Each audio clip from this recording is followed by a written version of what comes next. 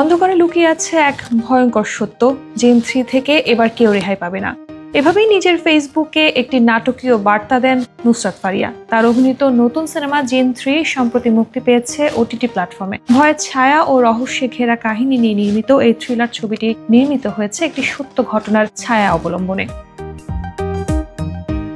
অভিনেত্রী এই সিনেমার পোস্টার শেয়ার করে লিখেছেন, অন্ধকারে লুকিয়ে আছে এক ভয়ঙ্কর সত্য, জিন 3 থেকে এবার কেউ রেহাই পাবে না। এরপর মুক্তির তারিখ উল্লেখ করে অভিনেত্রী লেখেন, 8 জুলাই বিকেল 3টা বিশ্বব্যাপী ডিজিটাল মুক্তি। নুসরাত ফারিয়ার পোস্টে মন্তব্য করতে দেখা গেছে অনুরাগীদের। অভিনেত্রীকে শুভেচ্ছা জানানোর পাশাপাশি অনেকেই সিনেমাটি দেখার ইচ্ছাও পোষণ করেন।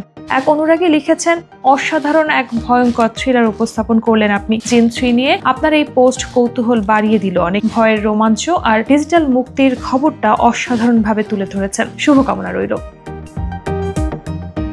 প্রসঙ্গত, গত 18 মে নুসরাত ফারিয়া হত্যা চেষ্টা মামলায় গ্রেফতার হয়ে কারাগারে প্রেরিত হন।